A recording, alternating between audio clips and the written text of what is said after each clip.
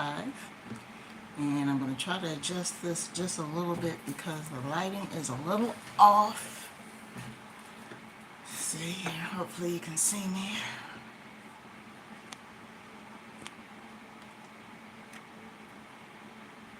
Make that a little bit better. Okay, well, that's a little bit better. Thank you for joining me again. This is our Sunday Live. My name is Deanna, and I am the PeachyPathfinder, and this is my channel, REGGIRT. For those of you who were here last week, I thank you very much for joining me. I am just overwhelmed by the response that I've gotten on my videos. I thank you very much for viewing, for sharing, for the comments, for the feedback. I just thank you so much for following me. I really do. If you've been paying attention to my community posts today, I want to discuss a little bit about politics, but it's not entirely about politics because I'm sure you guys are overwhelmed and probably have been inundated with political information, so I'm not going to go too deep into that, but I just wanted to touch on something that I brought up last week in regards to the fact that there are more than 2 political parties you could choose from, and that I was going to research that information. So I'm going to give you that information in the beginning. But my overall message today is about choices. The choices that you do have that you have not been given information about. And that we need to avail ourselves of those choices. And we want to talk a little bit about true freedom, you know, and the systems involved in what is impeding our freedoms. There's an underlying system that is telling us one thing but allowing us to do something else. And I'll kind of go into that a little bit later, but anyway, you guys kind of know what I'm talking about. If you've been listening to my messages for a while, you know what I'm talking about. But anyway, I'm going to fire up my computer a little bit while I let some of you come in who want to come in. And thank you very much for joining. And I'm going to go ahead and get this information about politics because we are coming up here in the U.S. We are coming up on an election in November. And of course, you know, the politicians are politicking. That's what they do. And some of you are overwhelmed with it, you know, but I've been in this business for a while as far as, you know, watching how politics operate. And let's see if I can get this open. Okay. And what I'll do is when I get ready to upload this video, I'm going to provide the link to my source so you can read a little bit more information in regards to the background of the candidates. But just to give you an idea of my voting history, for those of you who don't know, who might not be from the States or might not know about it, but I'm an African American female. And again, welcome to the people who are coming in. I'm an African American female. And I obtained my voting rights as a young adult. And when I was brought up in the 70s and 80s, it was imperative that a lot of us, you know, go to the polls and get involved in voting. And what happened was when you were a senior in high school, a lot of the local registrars used to go to the high schools and used to register seniors in high school to vote. And I did that. So from the time that I was 18 years old, I had voting rights. There was a period of time where I didn't vote at all. I was a little disillusioned in the system. But then I felt, you know, if I have a right to do so, I should. If I pay taxes, I should have a voice. And that's the way I feel. So over the years, I have seen, you know, political systems and, you know, this candidate and that candidate. And I've gone through, you know, many presidential elections. And I have noticed that, you know, the same situations and the same topics in the economy are always brought up every single time, regardless of who the candidate is.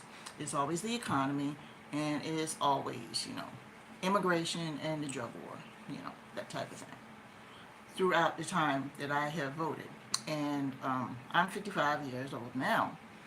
And so that means I've been voting for over 30 years. And it's always the same issue, regardless of what party the candidate is, you know, with. They bring up those 2 issues. And what they have a tendency to do is they have a tendency to pander to a certain group of people in order to get their vote.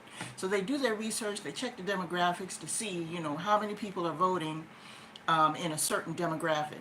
You know, whether it's based on religion or ethnicity or sexual orientation or whatever, and they choose the group that has the most voters, and they have a tendency to pander to that group and cater to their emotions, cater to their feelings, or whatever the case may be, so they can get their popular vote. And that's what they're doing, regardless of what the party is, regardless of what the party is. And I've noticed that over the years, not just this political presidential campaign, but all of them, all of them. And that's just the truth. So I've noticed over the years that we have been told to vote either one party or another, either Democrat or Republican. And in 2016, it took me like up until 2016 to realize, because that's what I was trained to believe. I was trained to believe that there was only two political parties up until 2016. That was years and years and years of me believing that there was only two political parties, until I actually started to study the political process. And I actually watched that. I believe 2016 was the first year I actually watched a congressional hearing. And I forgot what it was about. I think it was voting on some kind of bill or something. And I was watching CNN one day. I don't know what it was. I think I was in the break room and I was watching CNN. And when they were casting the votes, every time that they cast a vote, they would list the congressman's name, and in parentheses they would have the initial of the party that they were voting for. D would stand for Democrat, R would stand for Republican. All of a sudden, I started seeing all of these other initials, like I for Independent, L for Libertarian, P for Progressive. I even saw a G for Green Party, and I saw all these other initials, and I didn't know what they were because I wasn't taught about these other parties. I'm like, wait a minute, what is this I? What is this L? What is this G? What is this P? And I was like, wait a minute, where are these people? Who are they? What do these initials mean? So I took the initiative and started to Google it, and come to find out there were 4 other parties that were that were involved in the political process, and that there are actual representatives in Congress that were in the House of Representatives that represented these parties. And I was like, wait a minute, well, if they're in the House of Representatives, that means that they could be in other areas of office. They could be in local government, they could be in state government. So why aren't these people running for president? So when it was time for the 2016 election, I was living in New England at the time, and New England is a state where they allow everybody on the ballot, all parties on the ballot. And the thing about it is, when I was doing my research in regards to these parties for the 2024 election, I found out that not all the states in the country allow for all parties on the ballot either. Now, me personally, I don't think that's right. Some states only allow for Democrat and Republican parties on the ballots. Why not allow for all 6 parties on the ballot? Well, it's possible because some people probably didn't petition for that particular party to run in that state for that ballot. There may not be any Green Party candidates in that state. There may not be any Libertarian or Independent or Progressive parties in that state. So if they don't have anybody that's running for that particular party in that state, then they won't be listed on that ballot. So that's the reason why. Because, I started to feel a certain type of way. I'm like, wait a minute, we're being denied the ability to be able to vote in other parties. So the truth is that there are a total of 6 parties that a candidate can run in order to run for president. And what they have to do is they have to go through a process. They have to go through a petition process. And it's numerous processes that a candidate has to go through, not just raise money in order to qualify to be president, not just be in a certain age group, not just to have education, but there's certain paperwork that they have to file. They have to petition in certain states and everything else. It's just a huge process that they have to go through in order to be placed on a ballot to run for president of the United States. And there are 6 different parties. So in the 2024 election, and this is effective of July 23rd, 2024, and this came from the New York Times, so this is a valid source. And again, I'm going to place this in the link of the description of this video later on when I upload it. The Democratic Party, of course, that's our Vice President, Ms. Kamala Harris. The Republican Party, of course, is our former president, Donald J. Trump. Independent Party is Robert F. Kennedy Jr. Of course, he is the son of the late, great Robert F. Kennedy Sr. Green Party is Jill Stein. And the interesting fact about Jill Stein is that she previously ran for president for the Green Party, and also in 2016, and also I believe in 2020 as well. So she previously ran for president under this ticket before. Libertarian Party, Chase Oliver. And Progressive Party, Cornel West. And if I'm not mistaken, Cornel West is a college professor. He's a university professor. If I'm not mistaken, it's Yale University. Check the link on that. But I briefly went over it, but I believe he's a university professor. Progressive Party, African American. So those are the 6 parties. You've got Democrat, Republican, Independent, Green Party, Libertarian, and Progressive. Those are your real choices as to who you want to vote for president, and that's effective July 23rd, 2024. Now, please understand, the election is the second Tuesday in November. So between July 23rd and November, any of this information could change. Some of the parties might drop out. There might be some additional parties that might sign on to the ticket. The names could change. But that's as of July 23rd. And then I'll go ahead and place that link in the description. And the reason why I brought this up is because we want to talk about choice. Now I'm going to go ahead and put this away. But I kind of hope this helps someone, because I want to talk about choice and what you're exposed to. Now, a lot of you probably didn't know this information. And the reason why, and again, thank you for who came in today.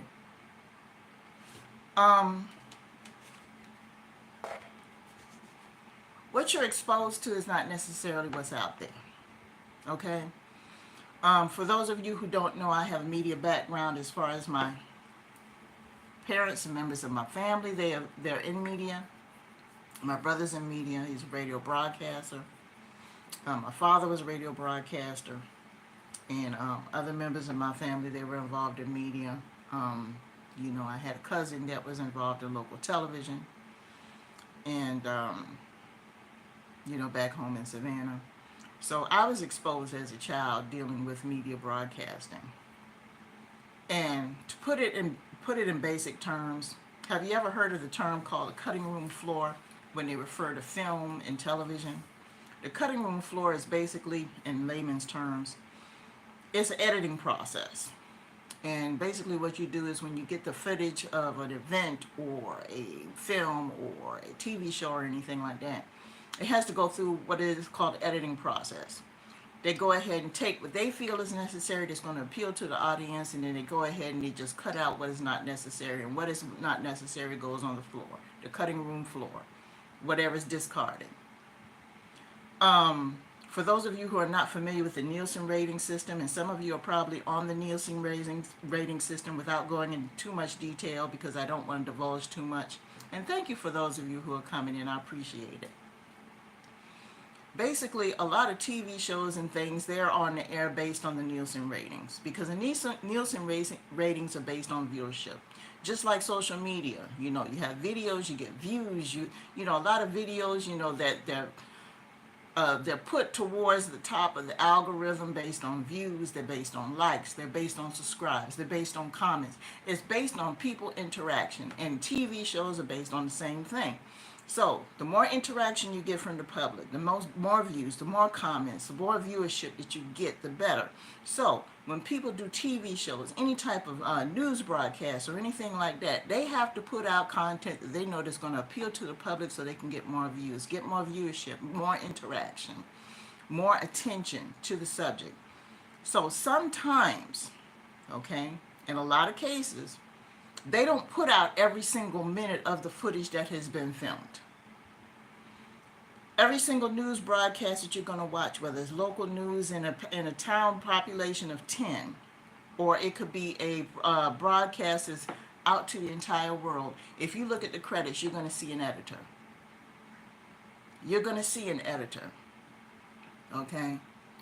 The editor's job is to go through the base footage and see what needs to be trimmed, what needs to be adjusted, what needs to be, the volume needs to go up, it needs to go down, this clip needs to be reduced, you know, the lighting needs to be adjusted, you know, if this needs to, you know, they need to tweak the footage so it's more appealing to the viewer. And some you know, some things are reduced. Now, in some cases, and some people's intentions aren't very good, unfortunately. In some cases, the broadcaster's intentions aren't very good. If the broadcaster or the station or the presenter or the creator, if their intentions are biased, they will take the information and they will tweak it to reflect a certain viewpoint, to send out an underlying message to the viewer to make it seem like that is fact when it indeed is skewed. And they'll put it out to think, to make that viewer think that it's the truth, and it's not. So it's up to us as people to take the information that is given to us as a nugget, to say, okay, they gave me this little bit, but let me go ahead and get a little bit more on my own.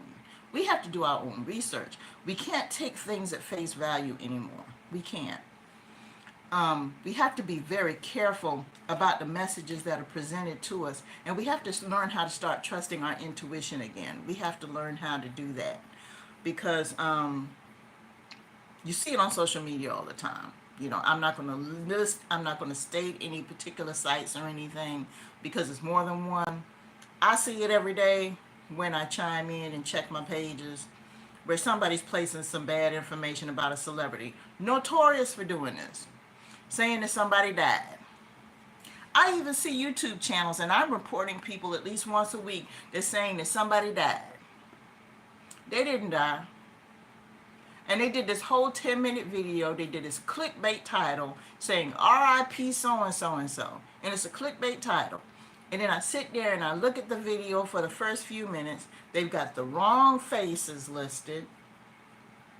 And then they're talking about, and then they start talking about something else that's not related to that person just to get somebody to look at their video. The first thing I do is report it.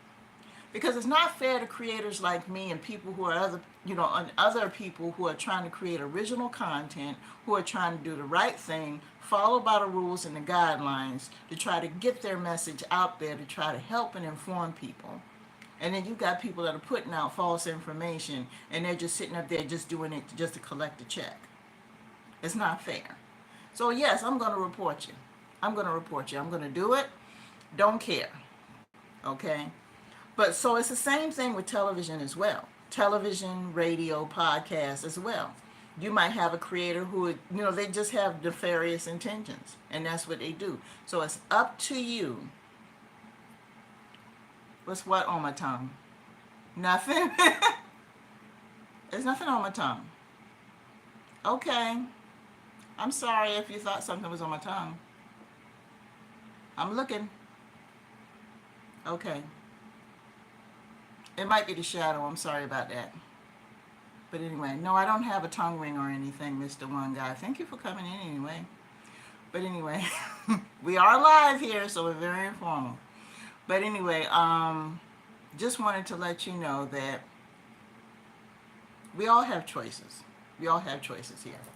Don't let anybody interfere with your choice.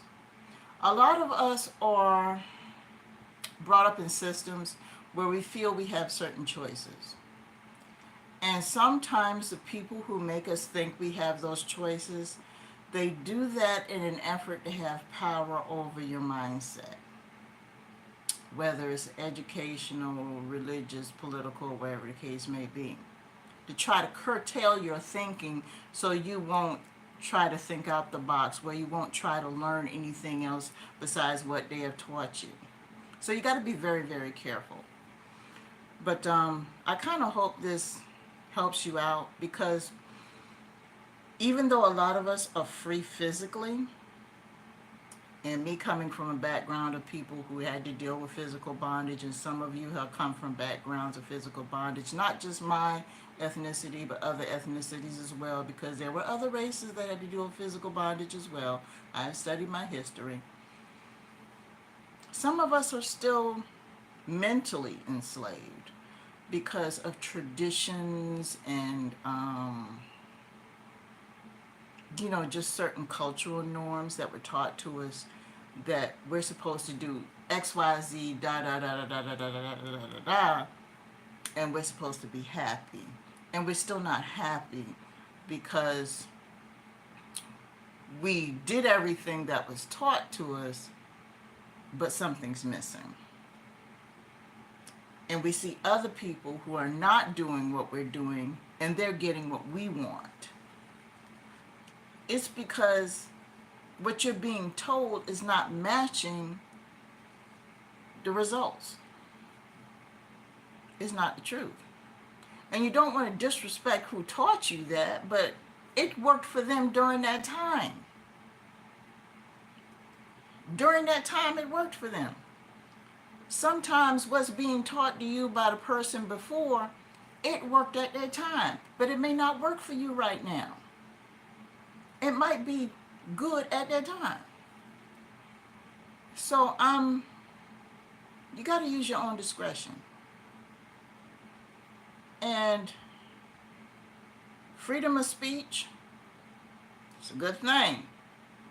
But how do I put this? And I've spoken on this in previous audios. Exercise your freedoms wisely, or else they'll be taken away from you. That's all I got to say about that. Freedom is not free sometimes. And unconditional love is conditional. I know that sounds like an oxymoron, but that's the best way I could say it. For those of you who will follow my channel, you get what I'm trying to say. But there's some things we have to do in life in order to do what we want to do. We have to be thankful for what we have, but we have to value what we get. And sometimes people tell us we have choices, but their intention is really not to give you those choices. So it's our job, our personal job, is we have to educate ourselves. We have to get our own knowledge and not just depend on other people to give us the information that we need. That's basically what I'm trying to say. So as far as the election goes, I don't follow every single little tidbit that comes out as to who said what to who and who said. Because like I said, I've been doing this for over 30 years. It's like a broken record to me. I mean, I heard something that Trump said to Harris, Trump supposedly said about Harris the other day, that he called her a B word. And I'm like, okay, whatever. I mean, I don't feel a certain way about that because I don't know if that really happened. If it happened, okay. If it didn't happen, okay. But as far as I'm concerned, that's just something to kind of get people riled up so they can get a conversation going and choose whether or not they're going to hate him for saying it, or support him, or and love her, or hate her and say, oh yeah, she really is, and da da da da da. You know, just to get people riled up to choose sides again. And this is the way it's going to be every single day, all day, thanks to social media, amplifying things. It's going to be that way all day, every day until the election. So I really don't follow these things tit for tat until my concern is whoever gets in there, the same issues that we've been having, just fix them.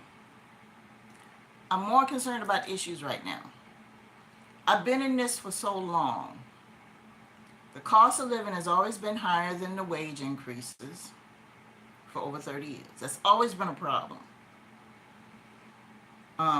Drug war has always been a problem. Border, always been a problem. Foreign policy, always been a problem. You know, those four things have always been a problem regardless of who the administration is. The deficit Always been a problem. Those 5 things have always been a problem, regardless what party they came from, or who the administration was. Those 5 things have always been a problem. I just want somebody to come in and just kind of switch things up and say, you know what, can we at least eliminate one of those 5 problems? Can we eliminate one of the 5 problems? Can we just eliminate one? Not all of them. Can we just eliminate one of those 5 problems? Just one. Whoever it is. Okay? Screw tradition. Can we fix some problems? So can anybody let me know if you on my side with this? Because I really don't care who it is right now at this point. Can we just fix the problems? Because it's the same 5 problems we've been having for over 30 years. You know, because I'm kind of like done with the people right now. It's just the same problems for 30 years. And, you know, God willing, I'm going to be around for another 30 years, and I'm going to have a few more gray hairs and a few more wrinkles, and I'm going to be even more tired. So it's like, can we just address the problems? Can we do that? I don't care who calls who. Can we just fix? Kill the lip service. Fix. Do something. Do something. Okay? So anyway, you guys, I'm going to keep this a short one today, but I thank you very much for your support. And for those of you who want to support the channel, and for those of you who want to donate, all of the links are in the description of the video. I'm also on TikTok. I'm uploading 2 times daily on TikTok. And I also am going to be taking a little bit of a fall vacation next month. So my REGGIRT, one of those REGGIRTs is going to be live on vacation. So that's going to be interesting. I won't be sitting in my living room doing lives. Next week, I'm not sure what I'm going to talk about. Watch my community posts. I will let you know. The channel is growing. Your support is appreciated. I am so thankful for it. You're wonderful. I really do appreciate this. Like I said, if I could just help one person with my message, that's all I need. That's all I need. So I thank you for coming in today. I got a lot of cooking and cleaning to do. You know what I do on Sunday. But anyway, thank you for coming in. Thank you for your support. I offer you peace, prosperity, protection, and power. And again, thank you again, D. Marie, for purchasing the camping mug off of my merch site. And for those of you who don't know about my merch, go into my community tab and click on the link. I do have some merch that's listed, but thank you to D. Marie. She was the first person who bought merch. So thank you very much for that. Have a great and blessed week, and I hope to see you guys next time.